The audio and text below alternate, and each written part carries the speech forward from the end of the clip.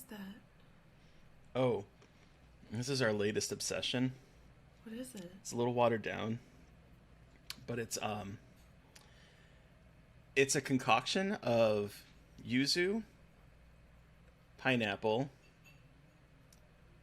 um, Japanese whiskey, simple syrup, orange bitters, and Topo Chico. And it's delicious. Are you fucking kidding me? I need that right now. It's delicious. Like, okay, we have become obsessed with yuzu, the fruit. Yeah. We Citrus, went right? to like a sushi place, and they had this like pineapple yuzu drink that had Japanese whiskey in it, and it was so delicious.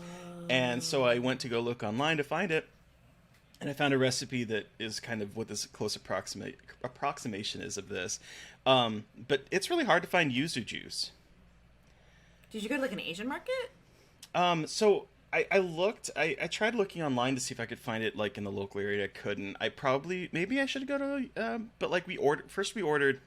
Okay. Oh. First we ordered like this bottle, and it was like $17, and the bottle was like this big. No. And I was like, that's enough for like 2 drinks.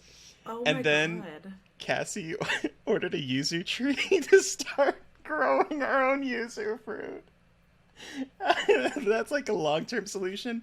And then we found out that Monin, the people that make the sort of the, like flavors that people use in like coffees and whatnot, have like a puree line, and one of the purees is yuzu puree. So we ordered like bottles of it. So we have like these bottles of Monin yuzu puree to make drinks.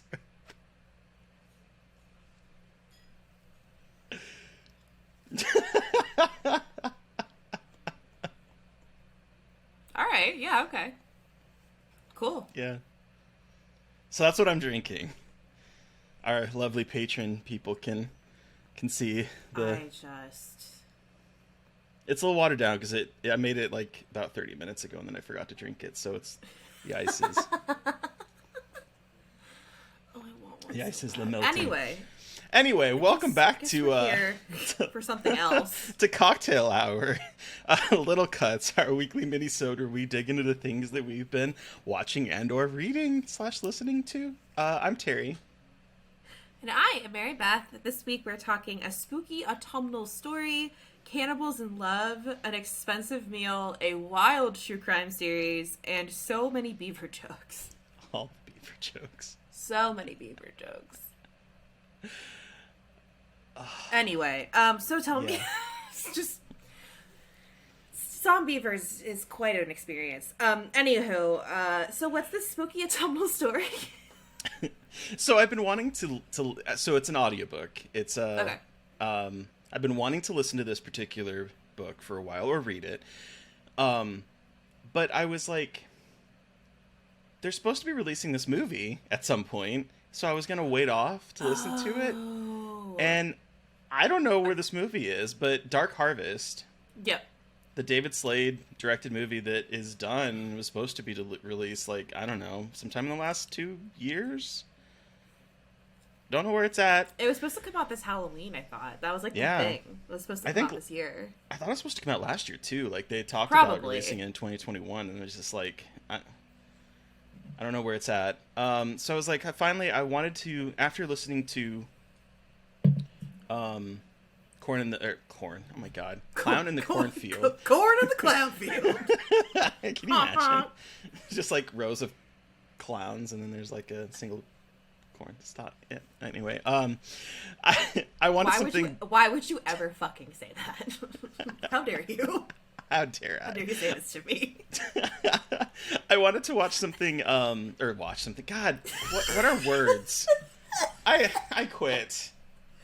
This has been scarred for life. Goodbye. I wanted to listen to something spooky, autumnal, and I was like, this is a short book. It was 4.5 hours to listen. Oh. And I was like, okay, I'm gonna finally listen to this, since who knows when the movie's coming out at this point. Yeah. And so this is a story about this small town, 1963. Every year, this being emerges from the pumpkin field, and they call him the October Boy, or old Hacksaw Face, or Sawtooth Jack, like he has a bunch of names. And every Halloween, he he rampages through town, and it's almost like a Purge-esque like thing, because like every Halloween, they lock their teenage sons away for 5 days without feeding them, and then they let them loose on the streets of this town on Halloween to hunt the October Boy and kill him, and then eat his candy insides. What in the good goddamn are you talking about? And if that's what this movie is about? Yeah. That's what this movie is? Uh-huh. What?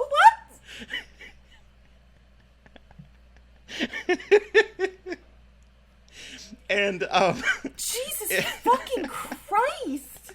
Like whichever Lord of the Flies. Yeah, whichever teenage boy ends up killing the October Boy, their family gets a new house, a new car, and the boy gets a bunch of money, and he's sent out of town. And so like the town is very sequestered.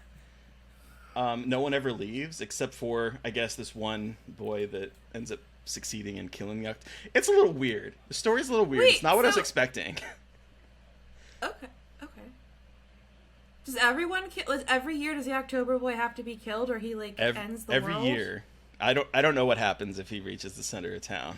I don't know. That's my one complaint, is that because this is like a novella, it feels more on the short story side. It's more of like a story that is told around a campfire. It has like this feeling I'm to it. I So need like to there's understand the lore. I need the rules. that is the one thing I had a problem with, is that there's really not a whole lot of like lore behind the town, or what happens if Sawtooth Jack gets to the church in the center of town, or all that kind of stuff. Like there's a lot of these implications that I'm like, I want to know more about, but the story doesn't want to tell you that. Now, I think listening to this book is the way to experience this story. Really? The narrator is named Vikas Adam, and he has a voice that is like smoke and whiskey, and it's dark. Ooh. And the way the story is written, it's like an omniscient narrator talking to you, as if you've experienced this story before, like as if you were one of the teenage boys that hunted Sawtooth Jack at one point. And so it has a very like campfire quality of like getting around and having someone tell a story to you. And his performance is so good. It is so good. It's probably the best performance I've heard in an audiobook. It is just, it's perfect. And yeah, I had a really good time with this. It's not what I was expecting. That's a lot of things you just said at me. I know. I had the same reaction once I first started listening, and I was like, wait, why is he locked in his room? Wait, he's been locked in the room for 5 days? This happens what is happening? But it ended up being a really good listen, very quick listen, and the perfect autumnal horror story to experience. Cool. So I definitely recommend it, particularly as an audiobook. Really well done. I will definitely. Hell yeah. Going from that to, I can't wait. I want to hear about Cannibals in Love. I want to see this so bad. Okay, so yesterday I saw the new Luca Guadagnino movie, Bones and All, which stars both Timothée Chalamet and Taylor Russell, who she's newer, but she's you could see her she's in the Escape Room movies. Oh, that's right. Okay. Yeah, she's in both the Escape Room movies as like the main character, and she is the main character in this movie, and she is absolutely fucking phenomenal. So this movie takes place in the 1980s. A young girl named Marin is a cannibal. She and her dad is trying to keep her safe and hide her away, but then she bites somebody, and he basically says, I can't do this anymore, and kind of lets her off on her own. And so it becomes this like kind of road movie as she travels across the country to find her mother, and she meets other people like her, and they call themselves eaters. So they're cannibals, but they call themselves eaters, and they can smell each other. Oh. And then she meets Timothy Chalamet's Lee, and they get together, and it becomes this like beautiful kind of like weird love story about them driving across the country together in this truck and meeting like weird other types of eaters, like Michael Stuhlbarg, who's also in all of Luca Guadagnino stuff. He was the dad in Call Me by Your Name. Mm-hmm. Plays a terrifying character. He's only in the movie for about 5 minutes, but he's so scary. And it's a cannibal movie, but it's so much more than that. It is this absolutely beautifully moving portrait about found family and trying to accept who you are and finding other people who will accept you for who you are, and how fucking difficult that is.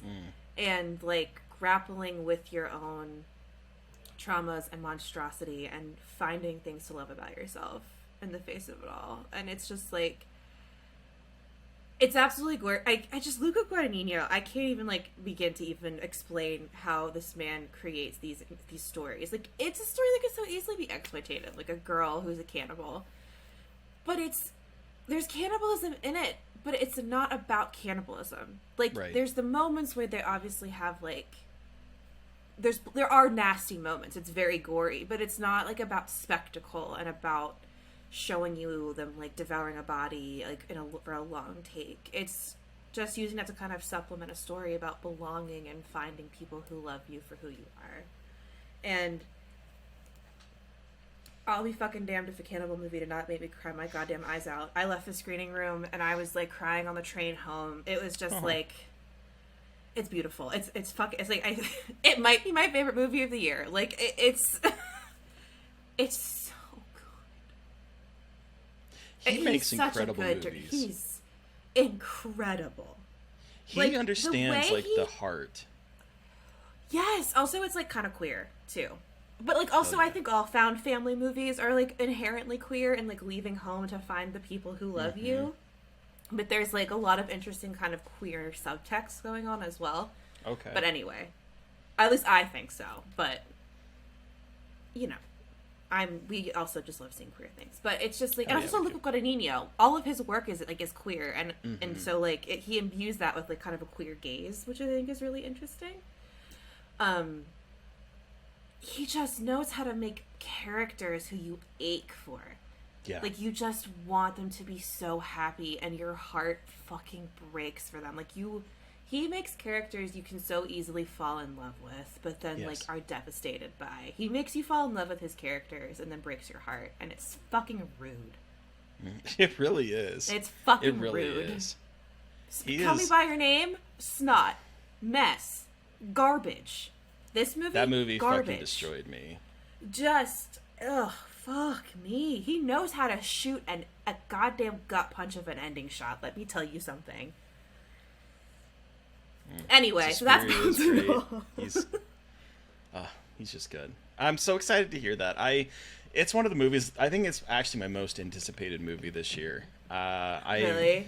Yeah, I'm really hoping, because like I think it's opening up the end of this month, and I hope it's like it opens up around Thanksgiving, which is my fucking favorite thing of all time. It's a Thanksgiving hope it's not movie. Is it a wide release? I hope it's a wide release. I'm not sure. I really want to see it so fucking bad. You have no idea. I think it might be though. The Chalamet has a big draw. I tweeted about it, and all the Chalamet stands are all up in my shit in a good way, so but like Chalamet they're crazy. Stands. And he's, you know, I wish I thought he was hot. I really wish. He's so shirtless in this movie, and he just looks like a little fish. He just looks like a little, he just looks like a sexy Gollum, and it's just like a lot for me to take in. The thing, okay, he is not my type at all. I think he's attractive. He's not my type at all. But there's something about the way he interacts with his co-stars that makes it feel as if like that is the only person in his life. Like the way he looks at people. I thought this in Call Me by Your Name, but then he was also in Ladybird. Yeah, Ladybird. His Yeah. interactions with Ladybird, like, he makes you feel as if like that other person is the only person for him, regardless of whether that's true or not. Like, that is the way that he imbues his characters, and there's something so, I don't know, there's a lot of chemistry and there's something so charismatic about him that I can't help but not find him like super cute. Have you seen the video of him like rapping and dancing in his like sweatpants at like a school No. play? Oh my god! It's so there's this fucking hilarious video when he was in high school and he was rapping and he was like hip hop. He was like hip hop it. He was like hip hopping. Jesus Christ! He was like hip hop dancing, and there's this scene in this movie where I'm like, oh my god, he's channeling his earlier performance as a child. It's very funny. It's not a spoiler, but like there's just a point where he's like dancing around, and I'm like, oh my god, his little noodle body is so weird. He also looks like my brother, kind of. I can see that a little, yeah. You saw like a little bit, It's the hair. Yeah. It's mostly like the hair and the tiny body, like the tiny hairless body. He's America's twink. He is America's twink. But we're talking a lot about him. But like Taylor Russell really is like fucking incredible. Like Hell this woman is a superstar. Like her performance in this movie is just like the most gorgeous thing. Like, this is like one of my only 5-star movies of the year. Like, I just can't tell you anything wrong with it. I have brain worms. I'm usually not a person to get these kinds of brain worms from movies. It like makes me think of like Stan Twitter. I'm gonna be one of those fucking feral weirdos on the internet talking about this cannibal movie. I swear to God, I'm gonna just become one of them because it's so good. I can't wait for everyone to see it and be like, you're a fucking moron. Just kidding. A lot of people have said they liked it on the internet. So I can't wait. I know. Ugh. Anyway, that's Bones and All. I haven't been able to stop thinking about it. See it when you can, y'all. It is absolutely incredible. Yes, it is 2 hours and 10 minutes long. It's perfect movie. Don't worry about it. It's a movie that's allowed to be that long. I wanted it to be longer. So Luca Guadagnino can do whatever the fuck he wants. I will watch a 4-hour movie. He by has by proven him. that He can do whatever he proven. wants. Anyway, let's go from like cannibals in love eating. There's Speaking a of culinary, eating. there's a cannolier.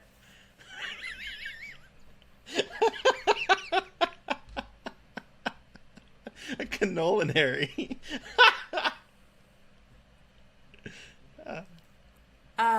What are words? Culinary connection. There sure is. What is this expensive meal, Terry? Oh my gosh. So we both ended up seeing the menu yesterday. Yes, we Mark did. Mylod, I think is his name. I The think director. so. Yeah. Starring Ralph Fiennes, Anna Taylor, everyone. Anya Taylor-Joy, Nicholas Hoult, John Leguizamo, Arturo Castro, who I know from Broad City. Hong Chow is in it. Hong Chow is incredible. Incredible in this movie. Judith Light, like just Everyone. a lot It's of just, character actors. An incredible ensemble cast of character actors. And it is about these very rich people who pay $12.50 a head, which I'm going to be perfectly honest, does not seem that exorbitant. Like, it's a lot of money. It's a lot of money. Don't get me wrong. I'm not saying I'm just going out there and dropping $12.50 on a meal. But, like, in terms of the clientele, I didn't think it was that expensive. I know. It's like, maybe the wine wasn't included, or was it all included? I felt like it was all included. Huh? I don't know. Anyway, But that just, yeah. I don't know. That way outside my price point, but I'm just saying that in terms of like the people that this is supposed to get, 12 people in this place, very rich, it doesn't seem that exorbitant. But anyway, Yeah. a lot of rich people show up on this island where they're very self-sufficient. They have like their own gardens. They have their own little beehives. They catch their own fish. They sleep in a barracks pretty much, which is weird. And they prepare like I lost count of how many courses there are in this movie. I think there's. Oh, never mind. I thought I knew, but I don't. It's over 8. It's a lot of courses, and it's like supposed to be like a 4 hour meal that Four doesn't hour get and 35 minute 16-course meal. that doesn't Perfectly get done timed out. until like 2 in the morning, and it's always like the menu is like impeccably sourced and tells a story, and you don't know what the story is going to be until the very end. And Ralph Fiennes plays the chef, and he has a very dedicated group of chefs behind him that will pretty much do what he wants, it seems like. And as the night goes on, things start to take weird turns before it turns violent. Oh man, that moment with the sous chef. I was like, oh my god, here we go. Yeah. And I will say that I do think that, like, I don't know, I think the trailer kind of tips its hand a bit too much, unfortunately. I didn't watch the trailer. I unfortunately have seen the trailer more times than I care to count, because it's one of the few trailers that was playing at Alamo for like the last 3 months. So every movie we went to go see, I saw this trailer, and I saw a trailer for Triangle of Sadness. Like, those are the two trailers that I could almost probably quote back to you word for word, because I've seen them so many fucking times. Oh no, I watched it once, but I didn't remember much from it. I just try to, even though I write about trailers a lot, I try to avoid them like the plague, because I do they really too. do tell too much. Yeah. But this movie's devastatingly funny. It's so sneaky in how funny it is too. Yeah. It's because like I don't know how, if I sneaky is the right way, but it's not like trying to be like, haha, look, it's the joke. It's more like, so I'm thinking mostly like with the sommelier who's like pouring the wine, and is like just every pour is this like ridiculous kind of just like deadpan given of like, it tastes of coffee and fruit and sadness, and this just walks away. And it's not played like some kind of like comedy skit. He says it like he is an actual sommelier, so it just feels a little bit more subtle. It's much more, and it's much more satirical rather than like outright like, haha, food critics are funny, or food people are crazy. Like, it's so much smarter than that. And it's so, and like they also make so much fucking fun of Chef's Table with each course that pops up. They have like the description, and as the One of my favorite parts. One of my favorite parts of the movie. The description of the courses. oh my god, they're just so, and like Nicholas Holt's character even says, I've watched every episode of Chef's Table like 4 or 5 times. Like, it's very much picking fun at both the people, the chefs, and then the people who eat the food. It's very much making fun of the entire culture around like fine dining, which is incredible because both of my parents are chefs, and we watch Chef's Table together, and they always like talk shit or like you know, talk about the chefs, or be like, oh, that's so like, what, this is so stupid, or like, oh, it's so, like, they always like are giving their very honest feedback about if this person is like full of shit or if they're actually a good chef and not just like full of themselves. And I cannot wait to watch this movie with my parents, like for them to laugh at it, because like it's just, I have met so many people that Ray Fiennes' character is based on in real life. Like, obviously not that extreme, but like I have met so many like old pompous chefs through my parents, and have heard about so many of them. It's so fucking funny to see like the militant attitude of the kitchen and the way people act in those kitchens when they work with a chef, and like it's just so fucking spot on and hysterical. Like, just comment, like, it's funny for anybody. I'm not saying this because of like I have like restaurant history, like restaurant experience, but it's just that nails it so good. It's so funny. And the culture around food with like foodies in particular, because like yes. I'm I'm a foodie, but like there is another level in that Nicholas Holt's character kind of represents, where he's like talking about the mouthfeel, and he's using all these things like, but he has no clue. He is just parroting things that he has seen in like Chef's Table and whatnot. But it's so funny to see the kind of like the pompousness. And one of my favorite parts is actually that the chef is so upset that Margot, Anya Taylor-Joy's character, doesn't seem interested in his food, and it is like devastating him. He has to know why she's not interested in his food. It just, I don't know, there's so many little snarky moments and little subtle bits of humor in this, but then there's also some laugh out loud parts where it's just like he just goes for it. And This movie was a delight, an utter It's delight. it's a delight. So I guess the comparison I would make if you're trying to find a comparison, I think about like a Yorgos Lanthimos movie, but less deadpan. I got a Yorgos Lanthimos movie vibe from it a little bit. They're not, again, I don't mean that as in they're very similar, but if you like the kind of really dark, kind of funny, but like really fucked up, twisted kind of vibe, it it is delightful. Horror comedy done right. It is horror comedy done right. So good. Yeah. Wild true crime series. I feel like you've seen a lot of these wild true crime series recently, Mary Beth. What is going on over there? Okay, well, Steve and I like love to watch true crime things together. Okay.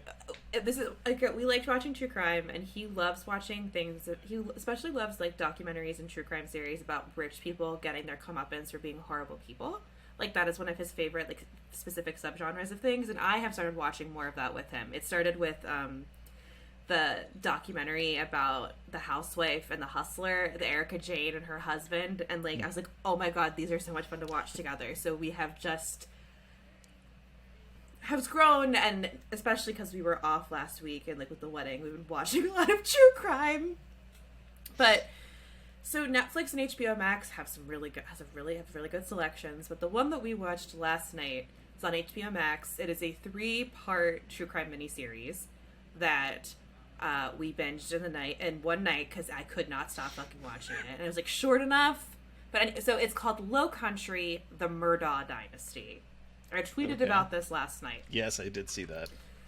So the kind of like very big TLDR here is that it's about the downfall of this family called the Murdaughs, who are basically considered Southern Mafia, and they were the prosecutors in the Low Country of South Carolina for 100 years. So basically, like they ruled the area. So if any, it was good. It's like a good old boy, rich white guy system that no one ever got in trouble in those families because they knew all the cops and they could do whatever they wanted and could get away with anything they wanted, and you didn't want to be on the wrong side of them or you were fucked.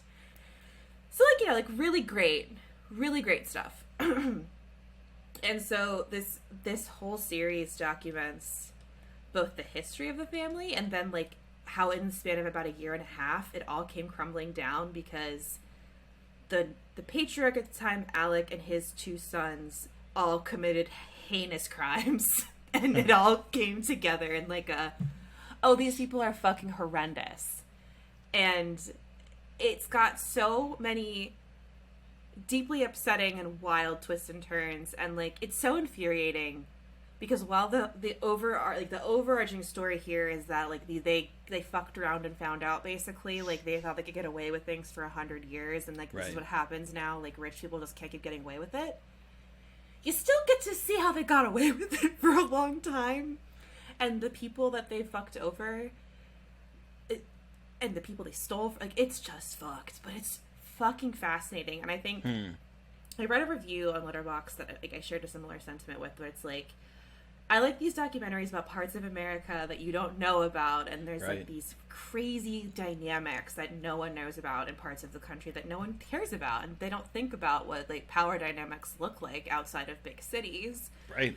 So it's really interesting to see like what those power dynamics were like, and how for a fucking century this family had an entire hold over like a huge swath of a single state. That's so wild. It's crazy. It involves boat accidents, hate crimes, and a person hired to make someone's death look like a suicide. Oh. It's nuts. So if you like want like 3 hours of just absolutely bonkers white men committing disgusting crimes and getting their comeuppance for it, most of them, Low Country: The Murdaugh Dynasty on HBO Max. That's a call in your name. All right. Yeah, it's wild. Huh. I don't know what to say about that. It's fucking wild. It needs no other, like, kind of explanation. It's just, like, I don't have to exaggerate anything. Like, that's the whole, like, if that's not interesting to you, then I'm not going to be able to sell it to you. Like, there's nothing I can say if you don't find that fascinating from when you hear this, the description, the objective description, then, like, I don't know what to do for you.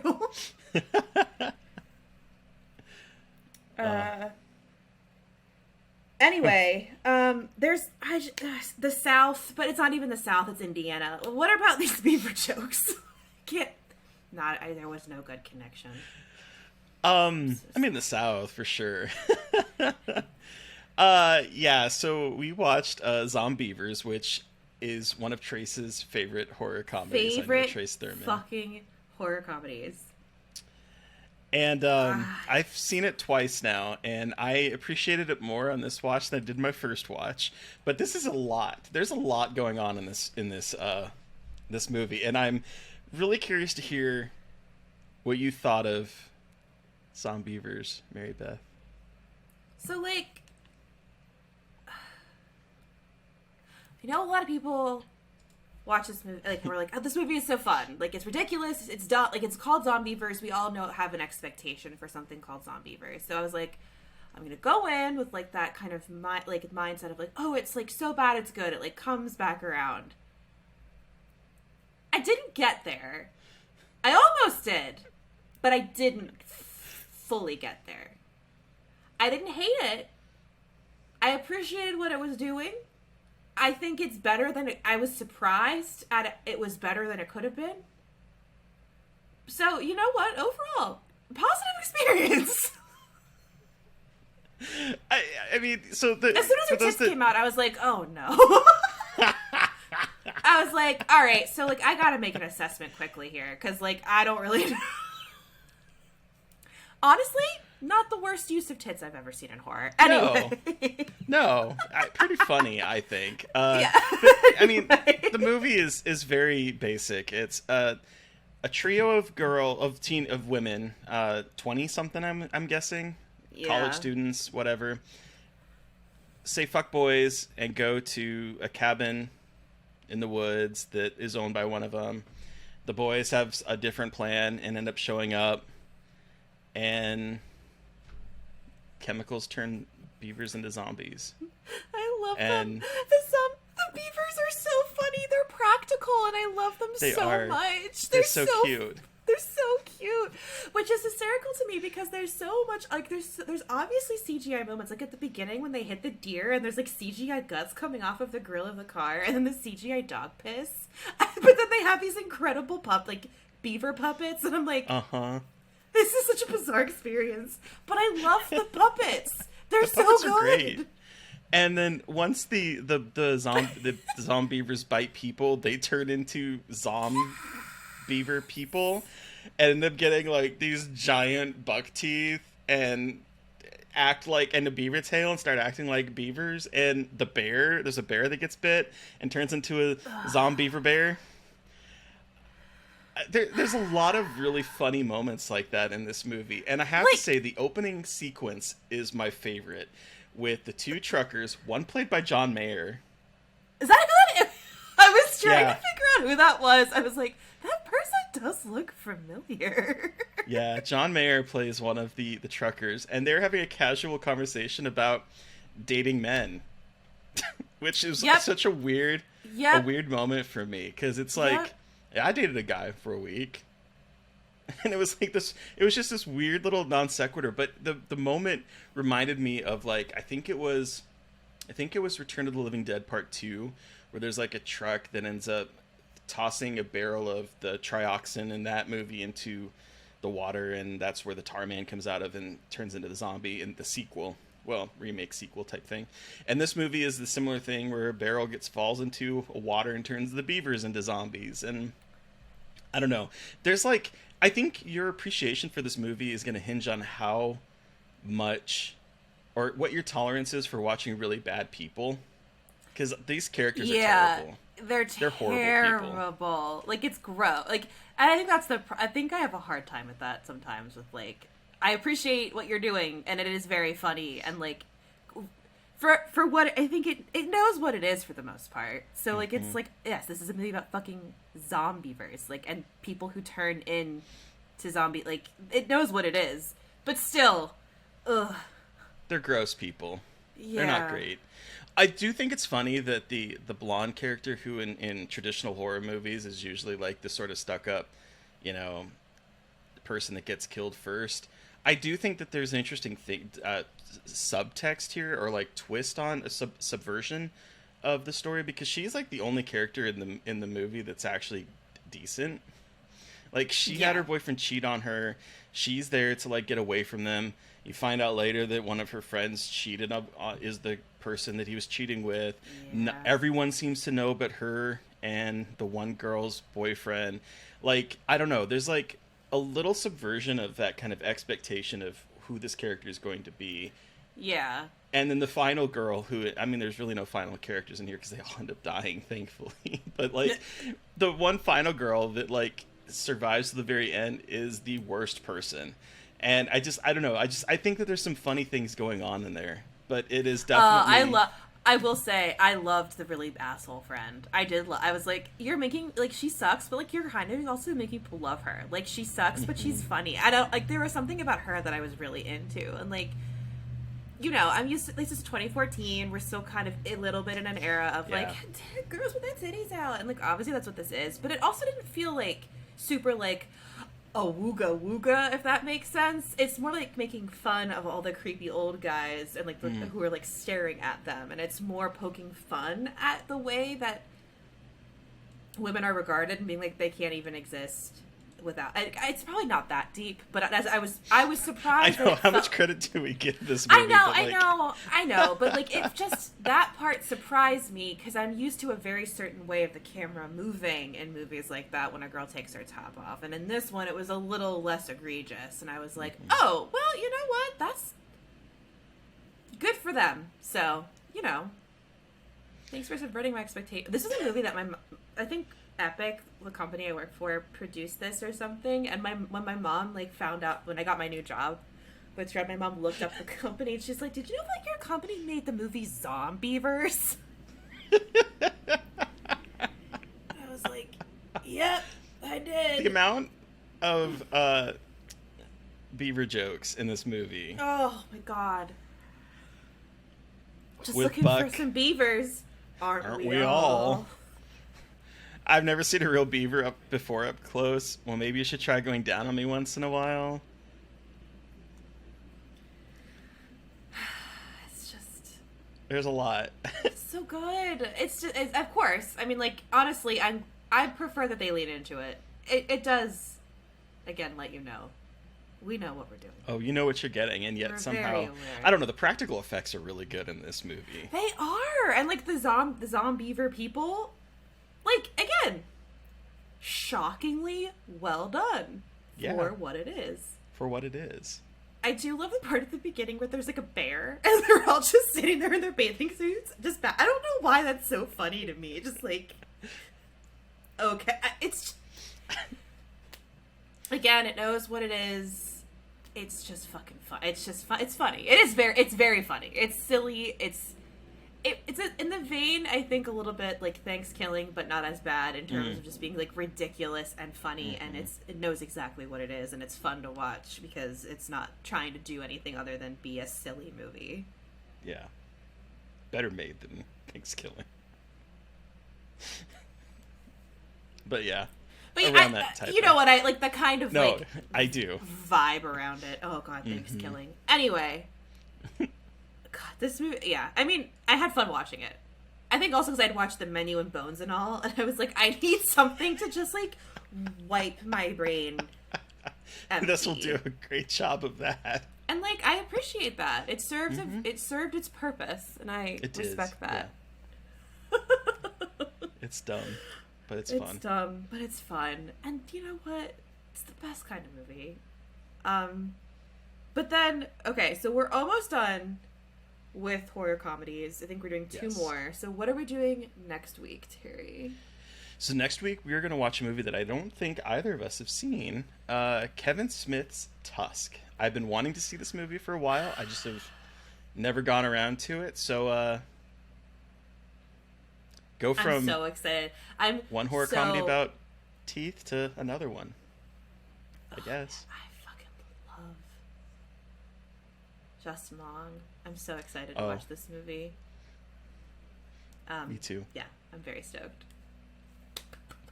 Oh yeah. But who are we talking with on Monday, Mary Beth? Oh, on Monday, we are chatting with Devon Taylor, the co-host of the newly renamed Spectre Cinema Club, formerly known as the Bloody Blunts Cinema Club. And he brought with him iconic movie Jumanji, a movie that defined my childhood. I had not seen it in a long time. It is a dark as fuck movie. I don't think I realized how dark it was when I was a kid. It was an incredible conversation because boy oh boy is Jumanji a dark fucking Surprisingly movie. dark. It's so Surprisingly dark. We talk a lot about poor characters getting sucked into the board. We talk about people dealing with 26 years of life being stuck in a kid's body. We talk A lot about about bad coping CGI with monkeys. trauma with your parents. A lot of trauma. It was a good conversation about a movie that surprised me with how dark it was. Because again, I had not seen it like you since probably when I first watched it. But yeah, good conversation. Very good conversation. So listeners, you've heard from us, but we want to hear from you. Did you watch or listen to one of the things that we talked about this week? Do you have suggestions for our next series and what we should cover? Send us an email at scarredforlifepodcast@gmail.com or reach out to us directly on Twitter. I'm at MB McAndrews. And I'm a Gaily Dreadful. And of course, don't forget to follow the podcast on Twitter at Scarred Podcast.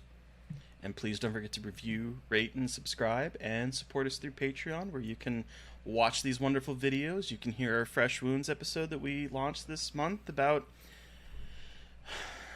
What did we talk about this month? Jesus Christ. Megan is missing! Oh my god. We talked about Megan is Missing.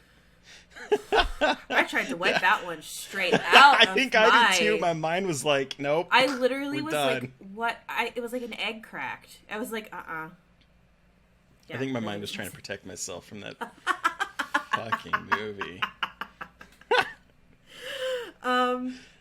But yeah, so thank you to Eric Power for our artwork. Thank you to Sean Keller for our music. Thank you everyone for listening and or watching. Please stay safe out there, but most importantly, stay creepy. And until next time.